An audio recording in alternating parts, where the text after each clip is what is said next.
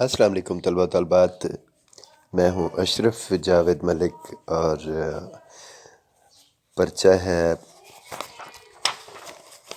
B S Urdu کا، اور نام ہے پرچے کا اردو نثر کے اسالیب، اور سیمسٹر ہے 8واں۔ کورس کوڈ ہے URD 406، اور آج ہم بات کر رہے ہیں پطرس کے مضامین کی، اور پطرس کے مضامین کے حوالے سے جو ان کا مزاحیہ اسلوب ہے اس پر ہم بات کریں گے۔ پطرس بخاری کے مزاحیہ اور طنزیہ مضامین بہت دلچسپی کے حامل ہیں۔ ان کے والد سید اسد اللہ تھے، اور ان کا اصل نام جو تھا پطرس بخاری کا احمد شاہ تھا۔ احمد شاہ پطرس بخاری 1 اکتوبر 1898 کو پشاور میں پیدا ہوئے۔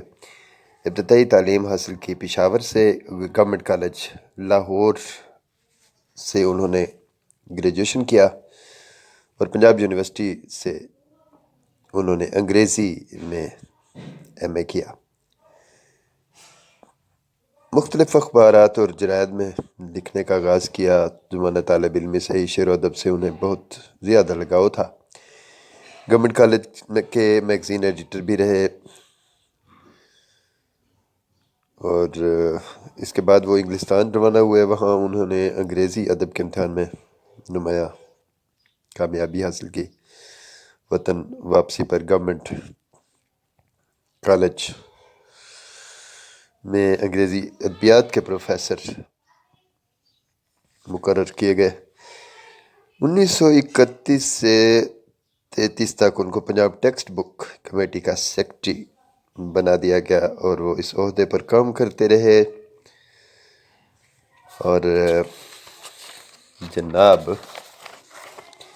1937 میں آل انڈیا ریڈیو سینٹر قائم ہوا، تو اس کے آل انڈیا ریڈیو سروسز کے ڈپٹی ڈائریکٹر کی حیثیت سے اس کے ساتھ وابستہ ہوئے۔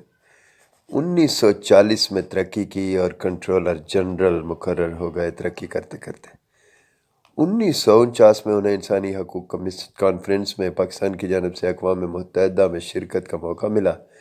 1955 میں ان کو اقوام متحدہ کے شعبہ اطلاعات کا ڈپٹی سیکرٹری جنرل مسٹر واگ ہیمر شولڈ کی خواہش پر منتخب کر لیا گیا۔ 1956 میں کولمبیا یونیورسٹی میں انگریزی ادبیات کے پروفیسر ہونے کا بھی انہیں اعزاز حاصل رہا۔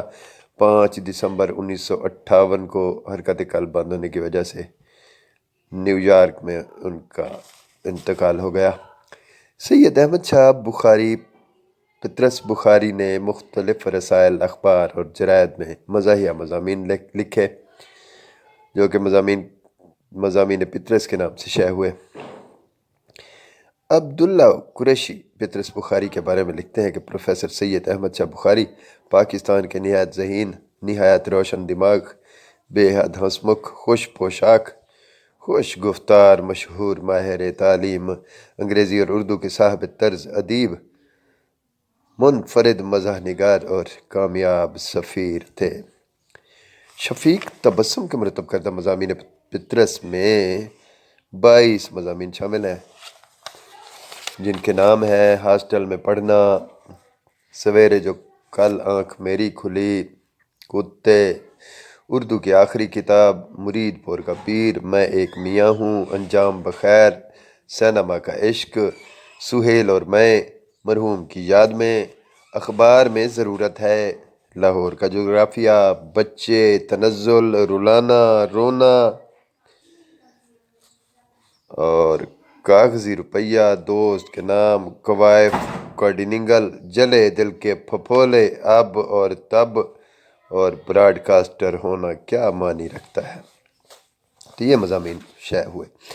اردو ادب میں طنز و مزاح کی روایت میں پطرس بخاری اور ان کے مضامین پطرس استعارہ ہیں۔ طنز و مزاح کی روایت و علامت اردو ادب میں اس وقت تک نامکمل رہتی ہے جب تک پطرس اور ان کے مضامین کا نام مزاح و نگاری کی روایت میں داخل نہ ہو۔ بلکہ اردو میں مزاح نگاری کی روایت و علامت کا آغاز و عروج پطرس کے مضامین سے ہی کیا جا سکتا ہے۔ پطرس بخاری نے مزاح نگاری کے وہ تمام اصول و ضوابط اور طریقہ کار کو عمل میں لایا جن کے ذریعے سے ایک اچھی مزاح نگاری کی روایت کا آغاز ہوا۔ عزیز طالبہ و طالبات، انہوں نے سب سے اہم اور بڑا کام یہ کیا کہ انہوں نے معاشرے میں موجود مسائل پر طنز کرتے ہوئے اپنے آپ کو بھی ہدف تنقید و مزاح بنایا، اور یہ کام کافی مشکل ہوتا ہے کہ خود کو بھی مزاح کا حصہ بنا دیا جائے، اپنی ذات پر بھی تنقید یا مزاح کا آغاز کیا جائے۔ پطرس انسانی فکر و ذہن کو مد نظر رکھتے ہوئے اور ضروریات ذہن کے مطابق مزاح کو پیش کیا ہے۔ گیدڑ کی موت آتی ہے تو وہ شہر کی طرف دوڑتا ہے۔ ہماری چشامت آئی تو ایک دن اپنے پڑوسی لالا شنکر جی برہمچاری سے برسبیل تذکرہ کہہ بیٹھے کہ لالا جی، امتحان کے قریب آتے جاتے ہیں، امتحان کے دن قریب آتے جاتے ہیں، آپ سحر خیز ہیں، ذرا ہمیں بھی صبح جگا دیا کیجیے۔ وہ حضرت بھی معلوم ہوتا ہے نفلوں کے بھوکے بیٹھے تھے، دوسرے دن اٹھتے ہی انہوں نے ایشور کا نام لے کر ہمارے دروازے پر مکہ بازی شروع کر دی۔ مضامین پطرس مرتبہ شفیق تبسم صفحہ نمبر 36 ہے۔ یہ جو اقتباس میں نے آپ کو پڑھ کر سنایا، گویا کہ ان کا مزاحیہ اسلوب دیگر مزاح نگاروں کے البم کے مقابلے میں زیادہ فوری اور معروف ہے۔ ان کے مضامین کا موضوع انتہائی سادہ اور معاشرتی زندگی میں پیش آنے والے روزمرہ کے مسائل و حقائق کو واضح کرتا ہے۔ ان کا تعلق زندگی کے ایسے عنوان سے مرتب ہے جو زندگی کے ساتھ ہمیشہ پیش آتے رہیں گے۔ پطرس بخاری کی ظرافت و مزاحمت کہہ دیا ہے۔ پطرس بخاری کی ظرافت اور طنز کا جو مزاج ہے وہ بندہ ٹک کے تفریحی موضوعات یا روایتی کرداروں پر یا لفظوں کے ہیر پھیر پر مشتمل نہیں ہے۔ ہر بات میں ہر جگہ انہوں نے خوش طبعی اور زندہ دلی کا پہلو نکالا۔ ان کے مضامین کا اسلوب مزاحی اور فن مزاح سے مزین ہے، باوقار ہے، متانت سے بھرپور ہے۔ ان کا مزاحیہ اسلوب منجھا ہوا ہے جس میں کسی قسم کی خرافات اور تکلفات کا نام و نشان تک نہیں ہے۔ ان کے اسلوب سے ہمیں بہت کچھ سیکھنے کا موقع ملتا ہے۔ پطرس نے اردو مزاح نگاری کو ایک نئے راستے پر لگانے کی کوشش کی ہے۔ جہاں فطری انداز موجود ہے، وہ ہنسانے کی کوشش نہیں کرتے بلکہ واقعات کا تسلسل اور کرداروں کی حرکات و سکنات فطری طور پر اس طرح دکھاتے ہیں کہ اپنے آپ مزاح کا پہلو نکل آتا ہے۔ پطرس بخاری نے اپنے مضامین کے عنوان اس انداز سے باندھے ہیں کہ حقیقت بھی بیان ہو جائے اور ظرافت اور مزاح کا پہلو بھی پیدا ہو جائے۔ خود عورتوں کی تصنیفات اکثر ہچکیوں میں لپٹی ہوئی ہیں اور آنسوؤں میں لتڑی ہوئی ہوتی ہیں۔ پاکستان میں جو کتابیں عورتوں نے لکھیں، اکثر میں نزاع، بیماری، دق، سل، خودکشی، زہر، ظلم و تشدد، ایک نہ ایک چیز کا سما باندھ دینا گویا فرض جانا۔ ہاں کوئی قریشیہ یا کھانے پکانے کی کتاب ہو تو اور بات ہے۔ مضامین پطرس مرتبہ شفیق تبسم صفحہ نمبر ہے 128۔ گویا فرض جانا۔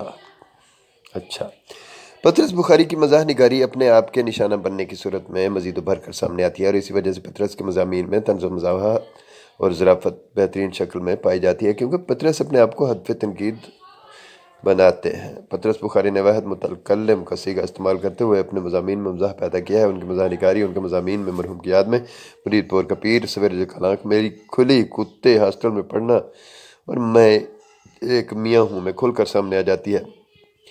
مزاح میں اصل کردار لفظوں کے چناؤ اور بیان کرنے کے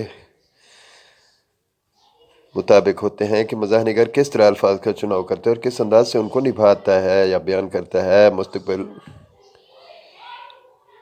محمد سنبل نگار پطرس بخاری کی مزاح نگاری کے بارے میں لکھتے ہیں کہ خالص مزاح نگاری میں آج تک اردو میں کوئی ان کے ہمسری نہیں کر سکا۔ یقین ہے کہ ان کی ظریفانہ تحریر میں ہماری آنے والی نسلوں کو سرور و انبساط کی لازوال دولت عطا ہوگی۔ بہرحال مضامین پطرس اردو میں مزاح نگاری کی روایت اور علامت میں بنیادی کڑی ہیں اور یہ مزاح نگاری میں بطور نمونہ شامل رہیں گے۔ تو کچھ حوالہ جات ہیں 2-3۔